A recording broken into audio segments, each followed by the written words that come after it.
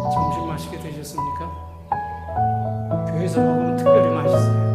여러분들 잡수 줄 때 집에서 맛없게 잡수지 마시고 교회에 가져오셔서. 어떤 목사님이 시골에 어느 교회에 부흥회 강사로 초청을 받으셨습니다. 주로 농한기, 겨울에 시골에서는 집회를 하죠. 부흥회를 하죠. 월요일부터 금요일까지 하는데 월요일 저녁 시간부터 시작해요. 목사님이 이제 첫 시간에 설교를 하는데 앞에 어떤 할머니가 앉아서 계속 우시더래요. 설교 시작합니다. 그래서 목사님은 오늘이냐, 저 할머니가 말씀이 엄청 많구나 이렇게 생각을 하셨어요. 이제 말씀을 다 전하고 끝나고서는 인사를 하면서 할머니, 오늘 말씀 중에 어떤 말씀이 은혜가 되셨어요? 이렇게 물어봤어요. 그랬더니 할머니 대답이, 목사님 그게 아니고요, 목사님 얼굴을 보니까 지난주에 죽었던 우리 염소 얼굴이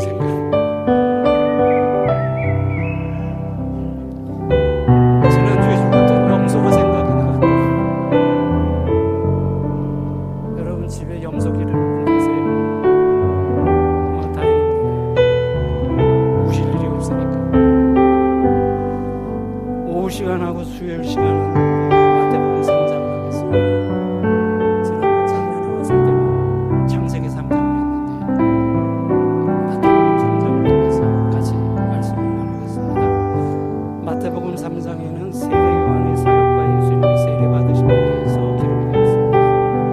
세례 요한은 우리가 아는 대로 예수님부터 6개월 먼저 태어났지, 예수님의 제자였던 사도 요한과 구분하기 위해서 앞에 사역명을 붙입니다. 세례 요한, 사도 요한 이렇게 구분을 합니다. 마태는 마태복음 14장 1절부터 12절까지 해서 세례 요한의 죽음을 원인과 배경에 대해서 듣습니다. 그리고 13절에 보면 이런 말씀이 있어요.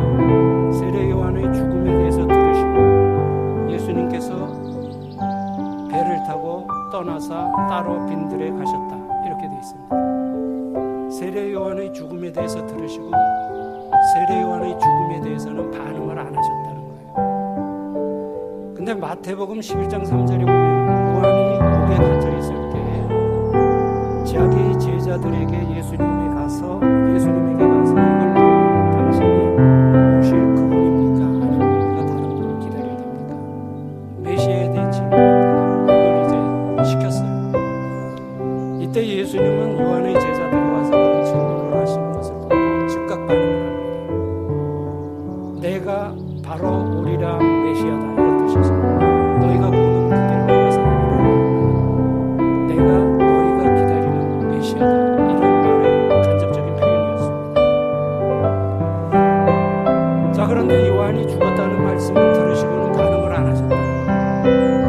예수님이 아무런 반응을 보이지 않으신 것인지 반응을 보이셨는데 마태가 의도적으로 기록하지 않은 것인지 그건 확실히 모릅니다. 그런데 이 상황을 통해서 우리가 중요한 점 하나를 발견할 수가 있어요. 그것은 세대 교체에 대한 겁니다. 세대 교체. 세례 요한의 시대가 끝나고 예수님의 시대로 넘어갔다는 사실을 암시해 주는 것이라고 볼 수가 있습니다. 세례 요한의 사명은 예수님을 소개하고 예수님이 사역을 준비하는 것까지였습니다.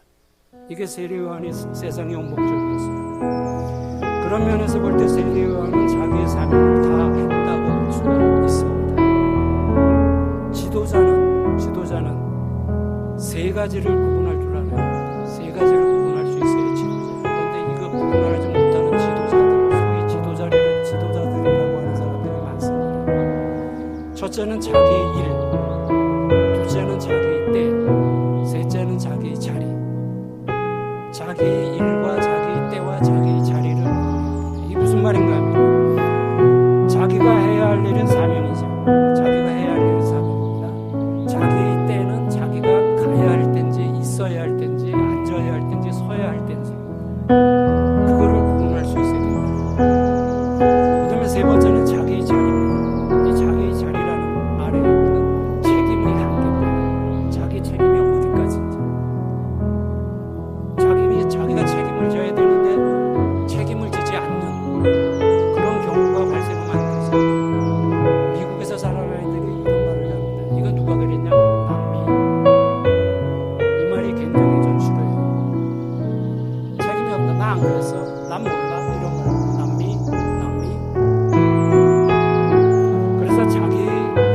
자기 때와 자기 자리를 구분할 줄 아는 사람이 아는 지도자가 참 지도자예요. 이거를 구분하지 못할 때는 공동체를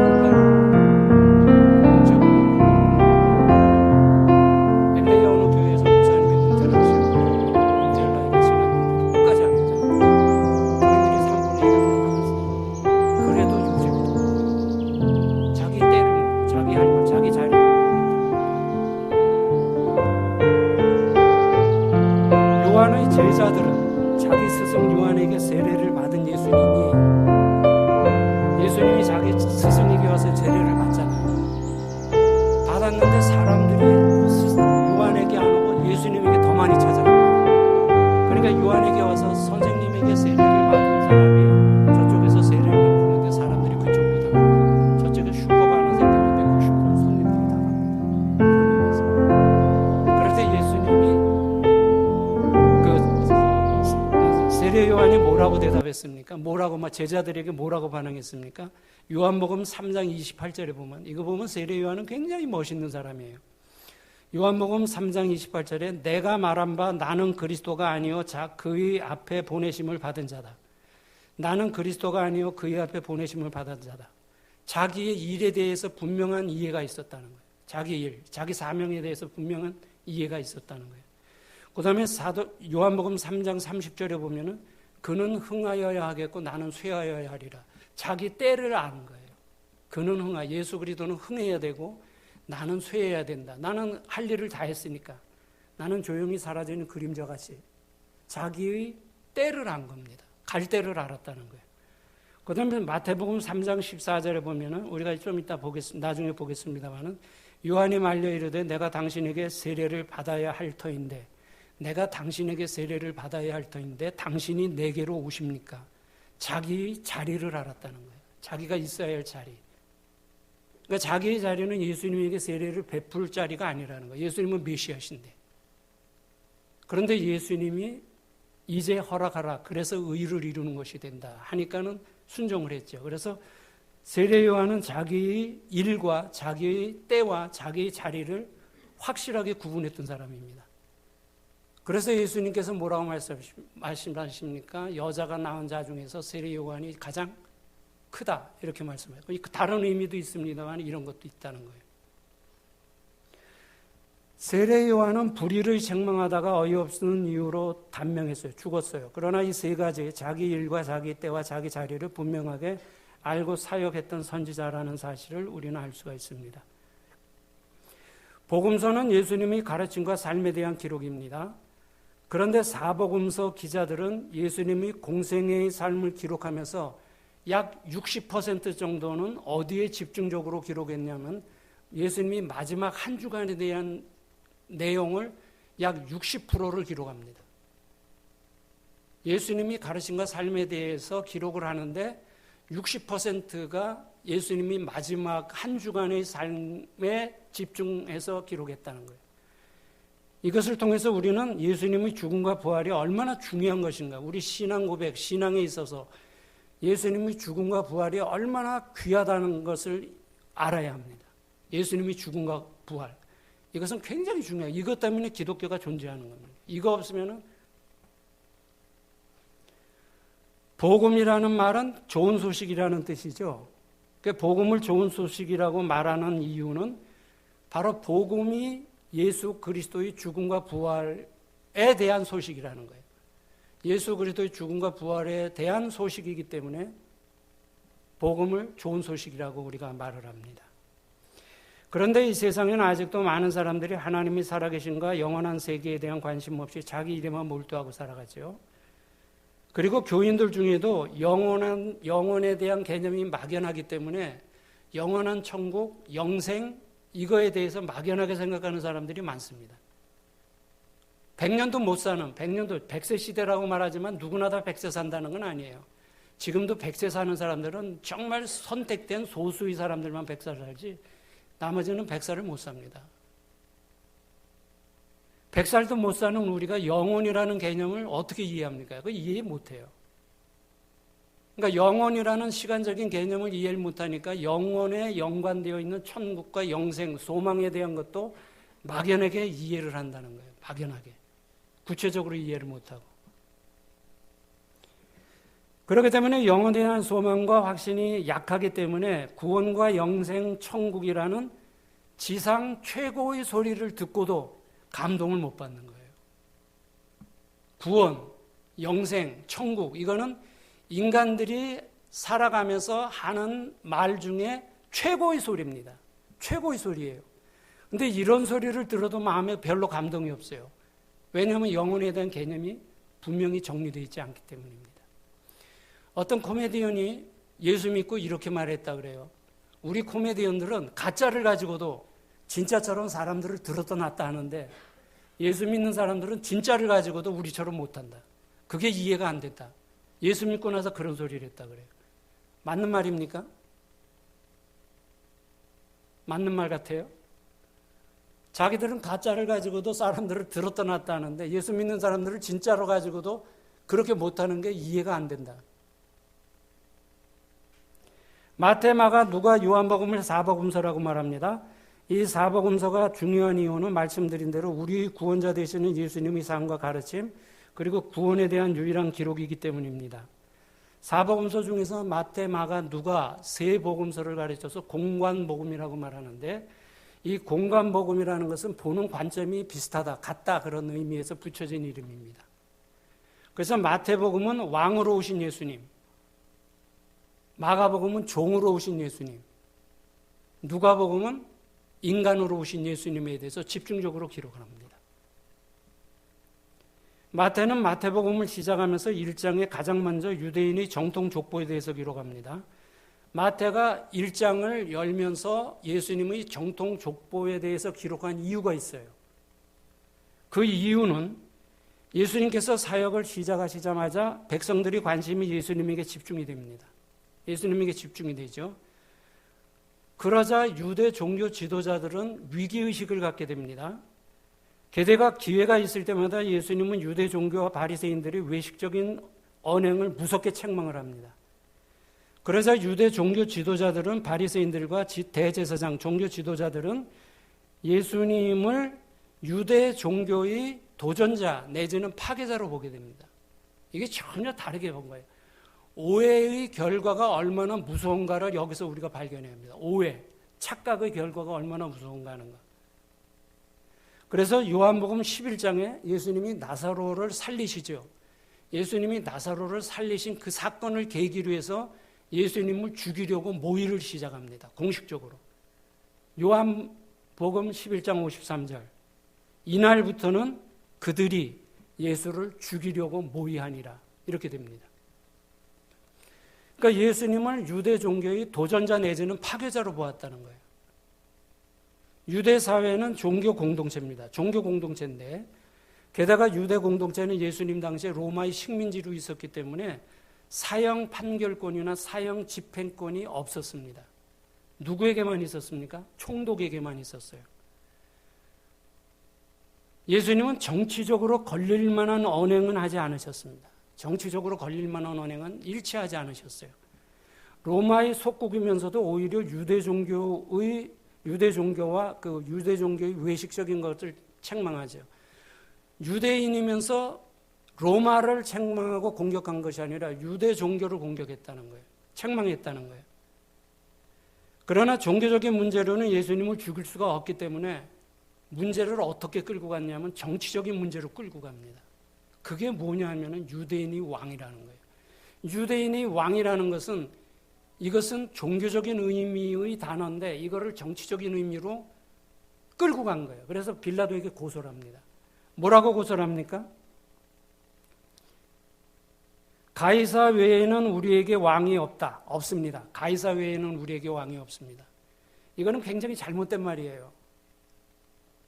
이스라엘은 전통적으로 신정주의 국가입니다. 신정주의 국가라는 것은 하나님이 이스라엘 백성들이 왕이 되신다는 그 말이에요. 그런데 우리에게는 가이사 외에는 왕이 없습니다. 이 말이 됩니까? 안 됩니까? 이건 굉장히 잘못된 말이에요. 그러니까 유대인의 왕이라고는 예수를 십자가에 못 박지 않으면 당신은 가이사의 충신이 아닙니다. 이렇게 말도 되지 않는 걸로 빌라도를 협박합니다. 빌라도는 예수님이 죄가 없다는 사실을 알고 석방하려고 노력했는데 종교자들은 지도자들은 백성들을 선동하여 빌라도를 위협하였고 빌라도는 이 위협 앞에 결국 자기의 소신을 꺾고 굴복하고 맙니다. 그래서 판결을 합니다. 죽이라고. 우리는 이 상황을 통해서 두 가지를 생각해 볼 수가 있습니다. 빌라도가 예수님이 재판에 그 사형 판결을 내린 이 상황을 통해서 두 가지를 알 수가 있는데, 첫째는 백성들은 선동에 약하다는 거예요. 백성들은 선동에 약하다는 겁니다.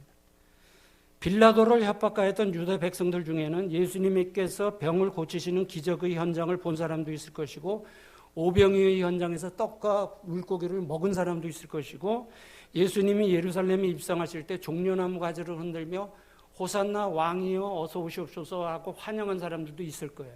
그런데 이들이 이 순간에는 폭도로 변했다는 겁니다.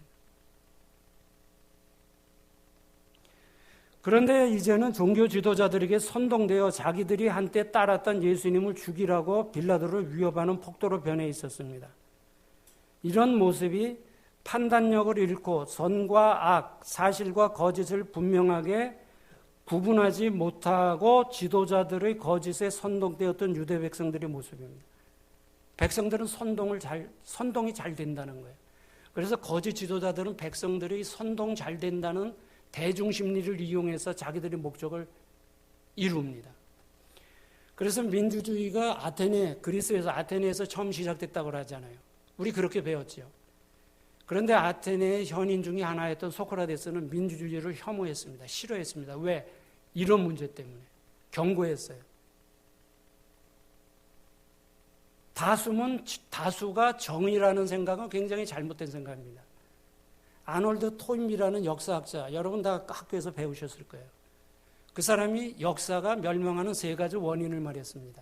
그 중에 하나가 뭐냐면은 다수가 정의라는 착각 때문에 망한다는 거예요. 많은 사람이 동의한다고 해서 다 그게 옳습니까? 많은 사람이 동의한다고 다 옳은 건 아니에요. 정의가 아니라는 거예요. 그런데 많은 사람들이 동의하면은 정의다라는 잘못된 착각 속에 역사가 멸망한다. 한 국가와 민족이 멸망한다. 토인비가 진다는 거예요. 예수님 시대도 그랬잖아요. 예수님이 메시아로 오셨는데 예수님을 거절하고 시기하고 질투해서 예수님을 죽이라고 할 때 백성들이 동의를 했잖아요. 그러니까 다수가 정의가 아니었어요. 다수가 불의였는데 그거에 희생된 것이 바로 예수님이 십자가라는 겁니다. 물론 하나님이 더 높은 뜻이 있긴 하지만 일단은 현실적으로는 그렇다는 거예요. 그래서 많은 사람이 손을 든다고 해서 민주주의의 가장 큰 문제 중에 하나가 다수결입니다. 많은 사람이 손 든다고 해서 옳은 건 아니거든요. 그런데 민주주의가 잘못 사용되는 경우가 얼마나 많습니까? 어떤 사람은 민주주의가 완전한 제도라고 말하는데 천만의 말씀이에요. 인간이 만들어낸 제도 중에서 민주주의가 그래도 나으니까 민주주의를 하는 거지 민주주의가 완전한 제도이기 때문에 하는 건 아니에요. 그런데 민주주의를 너무 과신한다는 거예요.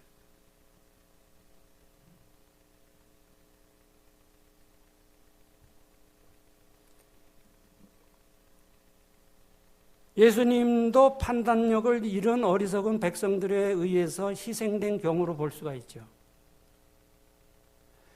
그런데 하나님은 어리석은 유다 백성들의 잘못된 결정을 통해서 하나님의 선한 뜻을 이루셨습니다. 구원의 완성이라는 하나님의 선한 뜻을 이루셨죠. 여기에서 우리들이 한 가지 짚고 넘어가야 할 중요한 것이 있어요. 바로 전능이라는 단어의 본질적인 의미입니다. 세상을 창조하시고 죽은 사람을 살리고 바다를 가르시고 물 위로 걸어가시고 오병이의 역사를 베푸시고 전능하신 하나님의 모습이에요. 그러나 그건 일반적인 거고 이건 주일학생들이 아는 전능의 의미고 좀 더 높은 차원의 본질적인 의미가 있다는 거예요.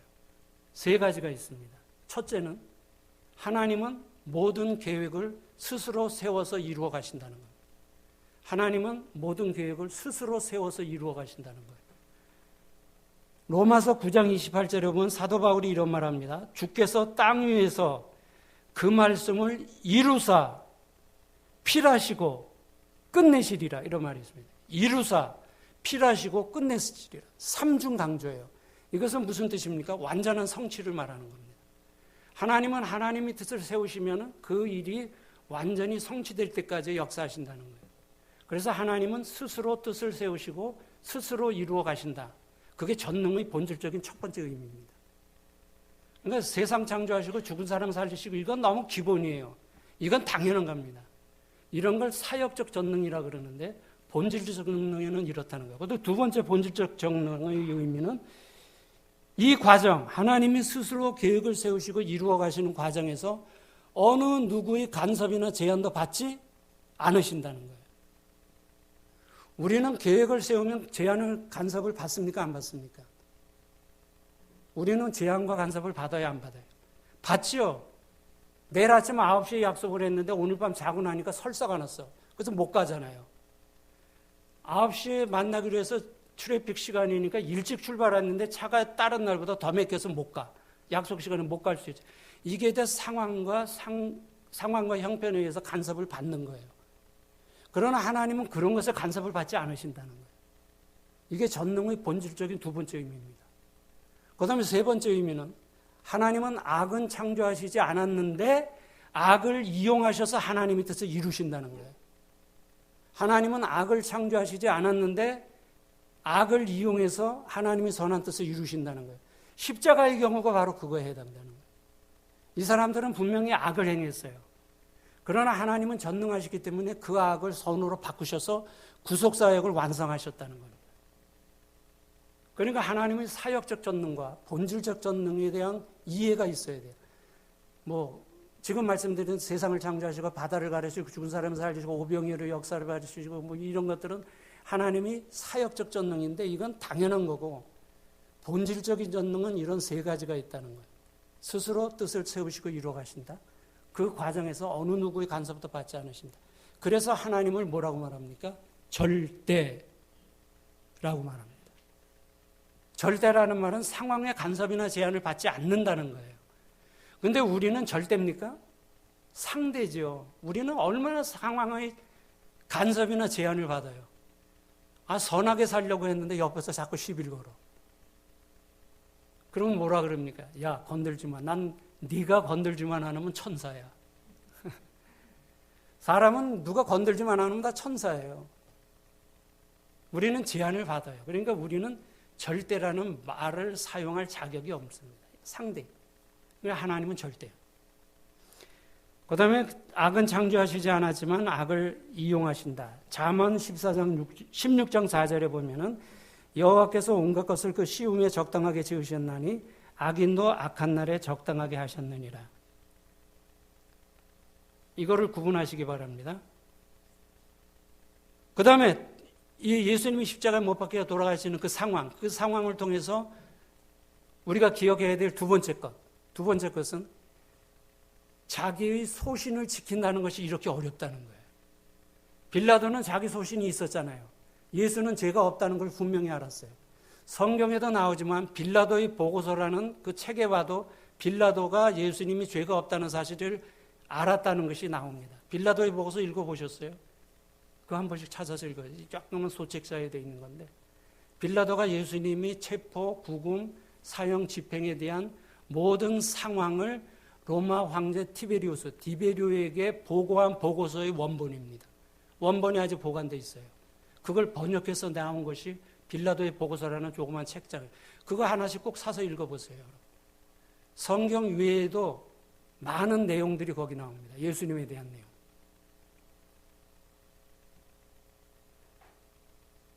자기 소신을 지킨다는 것이 이렇게 어렵다는 거예요. 마태복음 27장 17절에 보면은 예수님을 놓아주려는 의도를 갖고 강도 바라바하고 예수 중에서 누구를 너에게 놓아주기를 원하느냐. 이것도 예수님이 죄가 없으니까 놓아주려고 한 방법 중에 하나였어요. 27장, 마태복음 27장 18절에 보면 이렇게 기록되어 있습니다. 이는 그가, 빌라도가 그를 대제사장과 종교저자들이 시기로 예수를 넘겨준 줄을 알미더라. 알았어요. 다 알았는데도 이 소신을 지키지 못했다는 거예요. 왜? 백성들이 위협 때문에. 자기 처음의 생각, 결단, 처음의 은혜, 이걸 지켜간다는 것이 여러분 쉽지 않습니다. 거기는 굉장한 노력이 필요해요. 노력 안 하면 지키지 못합니다. 그래서 예수님이 십자가 못 박혀 돌아가신 상황을 통해서 우리가 알 수 있는 두 가지는, 첫째, 백성들은 선동이 잘 된다는 거예요. 분명한 객관적인 판단력과 기준이 없는 사람들이 너무 많습니다. 그래서 민주주의라는 것이 제도가 잘못되면 뭐라 그러죠? 중호제도라고 말합니다. 어리석은 민중들이라고 말해요. 그러니까 이 판단력을 가지고 객관적인 기준을 가지고 좌나 우에 치우치지 아니하고 바른 길을 간다는 것이 굉장히 필요한데, 이렇게 사는 사람이 많지 않다는 거예요. 요새 보면은 가짜 뉴스들이 많죠. 가짜 뉴스들을 퍼뜨리면은 믿는 사람들이 있다는 거예요. 판단력이 없는 사람들. 그런데 빌라도는 예수님에 대한 자기 소신을 지키지 못하고 그들을 내어줍니다. 그래서 그들은 악한 방법으로 백성들을 선동하여 예수님에 대한 사형 판결을 이끌어내었고, 자기들이 뜻대로 예수님을 십자가 못 박아 죽입니다. 악은 수단과 방법을 가리지 않고 자기들이 목표를 이룹니다. 그래서 악의 목적을 이루어가는 세 가지 수단이 있어요. 사단이 자기 목적을 이루어가는 세 가지 수단이 있어요. 첫째, 거짓. 두 번째, 선동. 세 번째, 폭력. 이거는 사단이 자기 목적을 이루어가기 위해서 사용하는 세 가지 수단입니다. 거짓, 선동, 폭력. 근데 역사에 보면 이런 것이 난무하잖아요.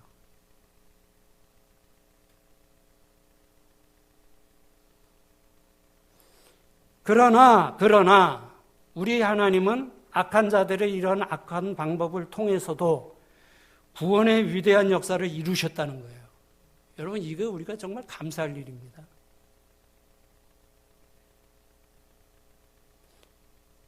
이러한 악의 도전 속에서도 하나님은 하나님의 구원의 역사를 완성하셨다는 것.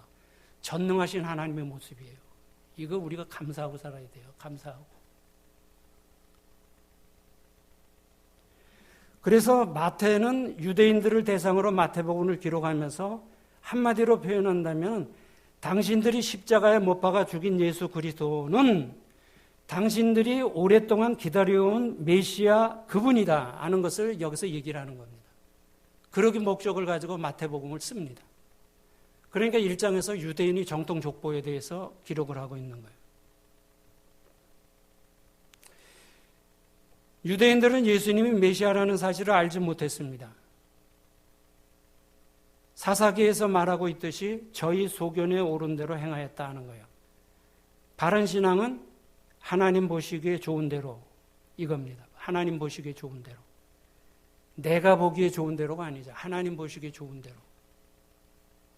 그래서 창세기 1장에 보면 하나님이 세상을 창조하시고 뭐라고 되어 있습니까? 하나님 보시기에 좋았더라.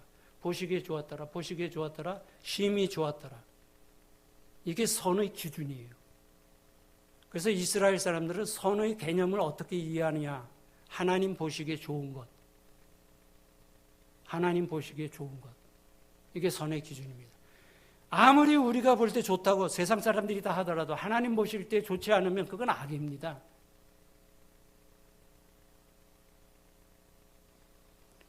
근데 요새 보면 아까 낮 시간에도 잠깐 말씀드렸지만은 하나님 보시기에 좋다는 기준보다는 사람이 보기에 좋다는 기준이 더 커지는 것 같아요.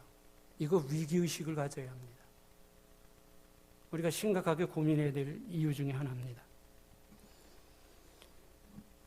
그러면 메시아 사상을 시간이 흐르면서 자기들이 보기에 좋은 대로 현실적인 상황으로 변질시키죠. 유대인들이. 메시아 사상은 구원을 전제로 한 메시아를 말씀하셨는데 이것이 시간이 흐름에 따라서 역사가 흘러오면서 이것이 변질이 됩니다. 정치적인 메시아로 변질이 돼요. 그래서 메시아가 오면은 로마에서 독립을 시키고 우리 이스라엘 유대 국가를 세계 최고의 국가로 솔로몬의 영광과 다윗의 영광을 재현할 것이라고 이렇게 생각을 해버립니다. 스스로 바꿔 변질시킨 거예요.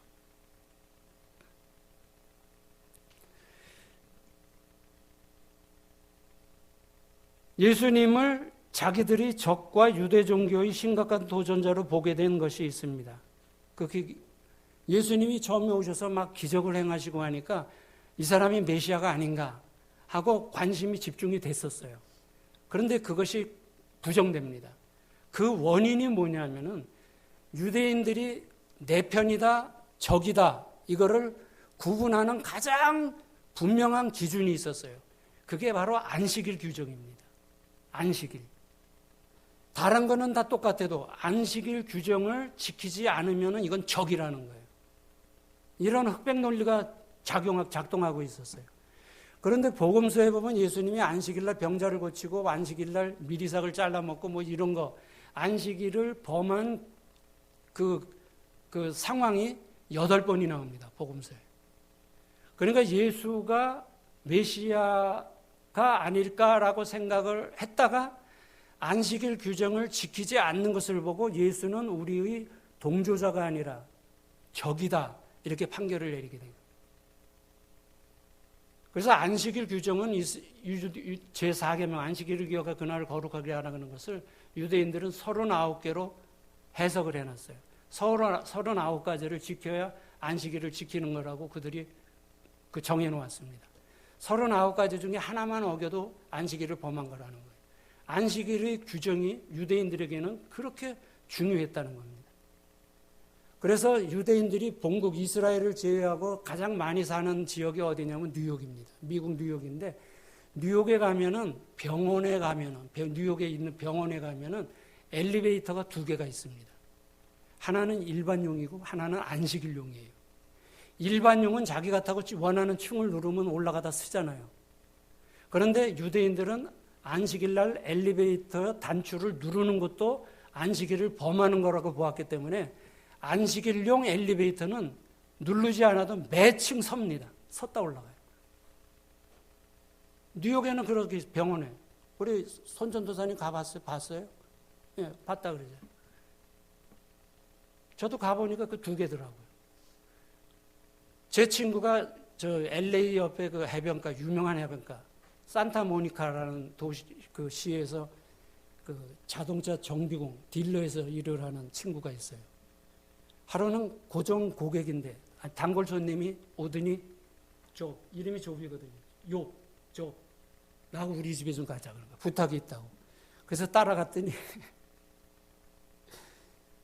스위치 좀 올려달라는 거예요. 켜달라는 거예요. 불을 켜달라는 거예요. 스위치 올리는 것도 안식일을 범하는 거기 때문에 못한 거예요. 그래서 쫓아가고 친구를 불러다가 불을 켜달라고. 이게 유대인들이 모습입니다. 지금도 그런데 예수님 당시에는 얼마나 더 했겠어요. 착각이 만들어내는 결과입니다. 그런데 유대 역사에 보면은, 이스라엘 역사에 보면은 메시아로 인정될 뻔했던 사람이 4사람이 있습니다. 메시아로 인정될 뻔했던 사람이 예수님만이 아니에요. 4사람이 있어요. 그 첫째가 수룹바벨입니다. 예루살렘 성전이 멸망당하고 바벨론에 70년 포로 생활을 하다가 다시 돌아올 때 수룹바벨이 총독이 되어서 그 백성들을 인도하고 오잖아요. 그래서 수룹바벨이 메시아가 아닌가 하다가 그건 이제 되고, 2번째가 바로 예수님입니다. 그 다음에 3번째가 AD, 로마 제국 시대 AD 165년에 독립전쟁을 일으켰던 바르 코크바라는 사람입니다. 이 사람도 아닌가 했다가 취소되고, 그 다음에 4번째가 2000년 동안 나라 없이 떠돌다니다가 1948년도 5월 13일 날 이스라엘이 독립을 합니다. 독립을 할 때 초대 대통령이 된 사람이 누구냐면 벤 구리온이라는 사람이에요. 벤 구리온이 바로 메시아가 아닌가 했어요. 그래서 지금 이스라엘의 텔아비브에 가면 공항 이름이 벤 구리온 공항이에요. 초대 대통령 이름을 따서 벤 구리온 공항입니다. 그러니까 이스라엘의 역사에 보면 메시아로 인정됐던 사람들이 있었다는 거예요. 예수님도 그 중에 하나예요. 그러니까 부정되고 인정될 뻔했다가 아니니까 지금도 메시아를 기다리고 있다는 거예요. 지금도 메시아를 기다리고, 우리는 다시 오실 예수님을 기다리는데 이 사람들은 구약에 예언한 메시아를 기다리고 있어요.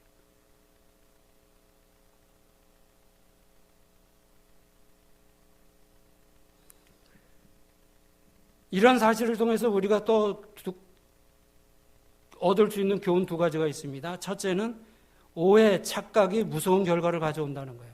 오해와 착각, 오해, 착각은. 여러분, 별거 아닌 거가 오해해갖고 싸움 크게 난 것들 많죠. 관계 나빠진 것들 많잖아요. 오해가 불러온 결과들이에요. 그 다음에 두 번째는 악은 자기들의 목적, 선을 대적하기 위해서 수단과 방법을 가리지 않아요. 악은 수단과 방법을 가리지 않고 자기들의 목적을 위해서 덤벼듭니다. 악은 선을 대적하기 위해서 쉽게 하나가 됩니다.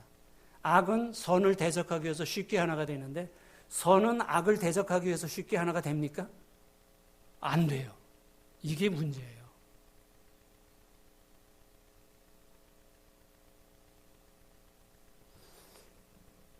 자, 마태는 마태복음 1장에서 유대인의 정통 족보를 통해서 아브라함과 다윗의 자손으로 오신 예수님을 증거하고요. 1장에서는 아브라함과 다윗의 자손으로 오신 예수 그리스도에 대해서 말하고 2장에서는 유대인의 왕으로 오신 예수를 말하고 3장에서는 인류의 구원자로 오신 예수에 대해서 말합니다. 1장, 2장, 3장에서 강조하는 포인트가 다릅니다.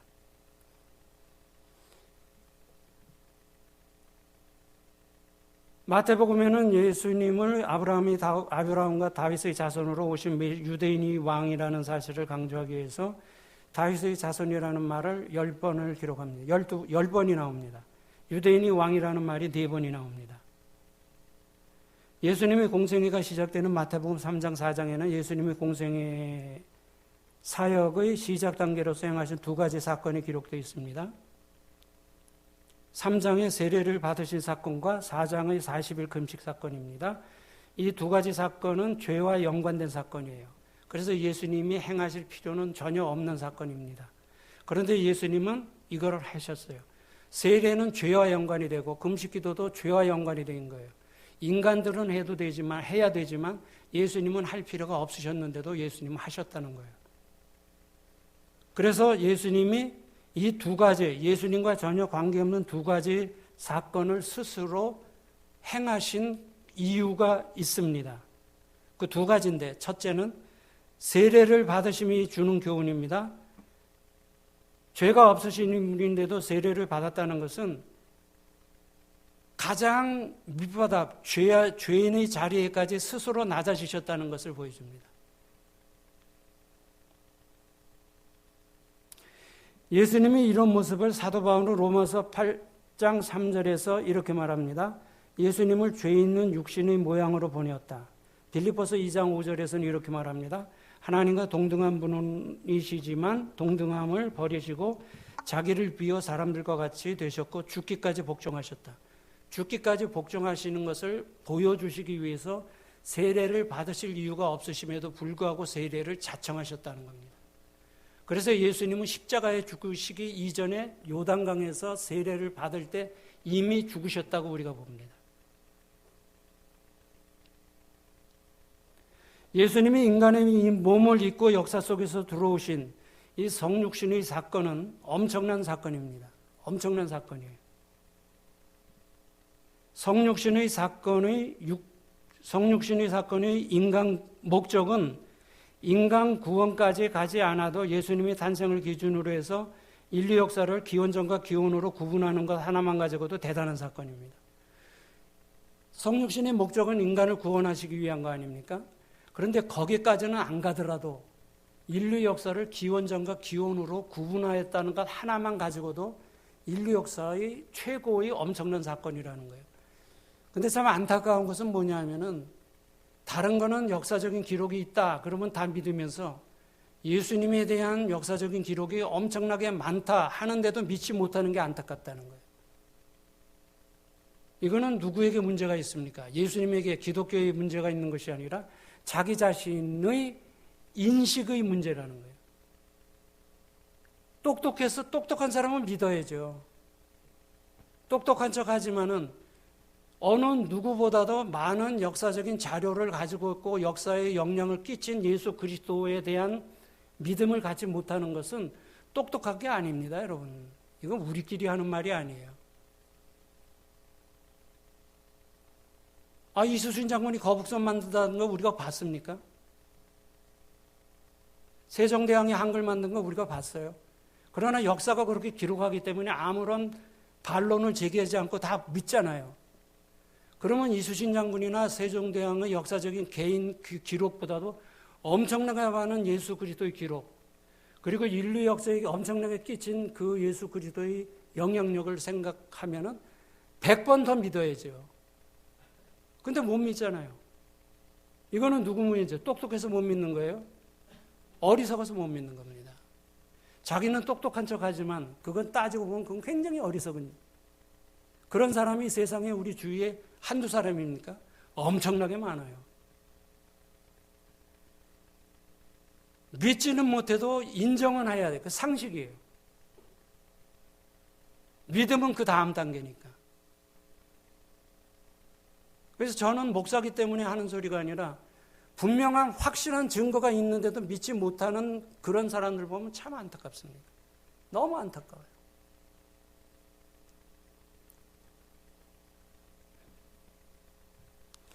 세례에는 과거, 현재, 미래에 대한 세 가지 사건이 상징적 의미가 들어있습니다. 과거적 의미로는 옛사람에 대해서 죽었음을 말하고, 현재적 의미로서는 새 사람에 대한 변화되었음을 말하고, 미래적 의미로는 천국에 영생할 소망을 말합니다. 옛사람에 대해서는 죽었고, 현재에 대해서는 새 사람으로 변화되었고, 앞으로는 천국에서 영생할 소망을 갖게 하는 것이 세례의 세 가지 의미입니다. 그러니까 세례를 받았다는 것은 과거적 의미와 현재적 의미와 미래적 의미를 다 포함하고 있다는 거예요. 그러니까 세례는 목사님이 여기서 물 떠갖고 세례를 주노라 간단한 것 같지만 그 의미는 엄청나게 크다는 거예요. 그 간단한 게 아닙니다. 그 의미는 엄청나게 크다는 겁니다. 그런데 그런 엄청나게 세례의 의미가 크다는 것을 알고 세례받는 사람들이 그렇게 많지가 않죠. 우리는 그런 경험을, 그런 과정을 다 경험했다는 겁니다. 바울은 로마서 6장에서 세례에 대해서 말하면서 예수님의 죽으심에 대하여 다음과 같이 말합니다. 이거 굉장히 중요한 포인트입니다. 10절, 6장 10절, 11절에서 그렇게 말합니다. 그가 죽으심은 죄에 대하여 단번에 죽으심이요. 그가 죽으심은 죄에 대하여 단번에 죽으심이요. 그가 살아계심은 하나님께 대하여 살아계심이니 이와 같이 너희도 너희 자신을 죄에 대하여는 죽은 자요 그리스도 예수 안에서 하나님께 대하여는 살아있는 자로 여길지어다. 이런 말씀이 있어요. 그러면 바울이 말한 죄에 대하여 단번에 죽는다는 말이 무슨 의미일까요? 죄에 대하여 단번에 죽는다는 말. 죽음의 특징이 있습니다. 죽음의 특징이 뭐예요? 반응이 없다는 겁니다. 죽은 사람은 반응하지 않습니다. 그렇죠? 죽음의 특징은 반응이 없다는 거예요. 그래서 죄에 대하여 죽는다는 말은 더 이상 죄에 대하여 반응하지 않는다는 것을 말하는 거예요. 더 이상 죄에 대하여 반응하지 않는다. 죄를 미워하고, 죄를 멀리하고, 죄를 대적하고, 죄와는 구별되는 삶을 산다는 것이 죄에 대해 죽었다는 말의 의미입니다. 근데 우리가 그렇게 삽니까? 못 살잖아요. 죄에 대하여 죽은 자예요. 우리는 예수 믿고 죄를 고백하고 세례를 받고 구원의 백성이 되었어요. 그렇다면 당연히 죄에 대하여 죽은 자로서의 삶을 살아야 되는데 죄에 대해서 반응이 없어야 되는데 반응이 없습니까? 반응이 있잖아요. 죄를 짓잖아요. 그러니까 이걸 해결하기 위해서 우리는 어떻게 합니까? 간단한 방법이 하나 있어요. 하나님 앞에 더 납작 엎드려야 돼요. 하나님 봐주세요. 다윗이 그렇게 말하잖아요. 주의 성령을 내게서 거두지 마시고 주의 전에서 나를 쫓아내지 마소서. 다윗은 죄인이잖아요. 큰 죄를 지었잖아요. 그래도 다윗은 하나님 앞에 너무나 납작 엎드렸어요. 하나님 아니면 죽습니다. 시편 16편 2절에서 뭐라 그래요? 주 안에는 주 밖에는 복이 없나이다. 주 밖에는 복이, 주 떠나면 죽는 줄 알았어요. 다윗은. 그러니까 그 하나님 앞에 그냥 바짝 엎드린 거예요. 우리도 죄에 대하여 죽은 자로서의 삶은 살지 못하지만 할 수 있는 방법은 다윗이 하나님 앞에 바짝 엎드린 것처럼 우리도 하나님 앞에 바짝 엎드리면 돼요. 바짝 엎드리면 돼요. 천주교에서 사제들, 신부들 서품 받을 때 어떻게 합니까? 보셨습니까? 바닥에 납작 엎드리잖아요. 이제 죽었다는 거예요. 우리가 꼭 그렇게까지는 할 필요는 없지만 하나님 앞에 납작 엎드려야 돼요. 이게 죄에 대하여 죽었다는 거예요. 반응이 없다는 거예요. 그 다음에 하나님께 대하여 살았다는 건 뭡니까? 살았다는 특징은 뭡니까? 죽음의 특징은 반응이 없다는 거고, 살았다는 특징은 반응이 있다는 거죠.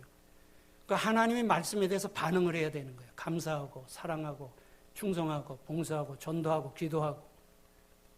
죄에 대하여는 죽은 자로서의 삶을 살아야 되고, 하나님께 대하여는 산 자로서의 삶을 살아야 된다는 것이 이겁니다. 바울의 로마서 6장 세례를 말하면서 그걸 말하는 거예요. 그런데 우리는 반대로 살잖아요. 죄에 대하여는 살아있게 살고, 하나님께 대해서 죽은 자처럼 살고.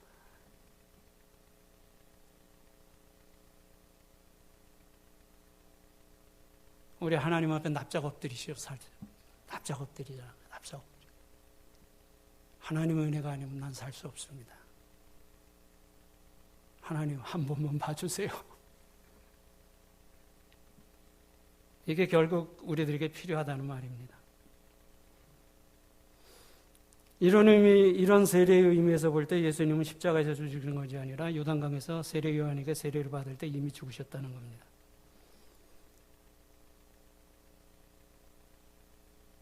자, 여기까지 하죠. 앞으로 또 해야 되는데.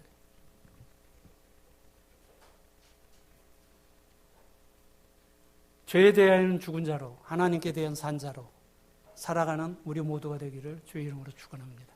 기도드리겠습니다.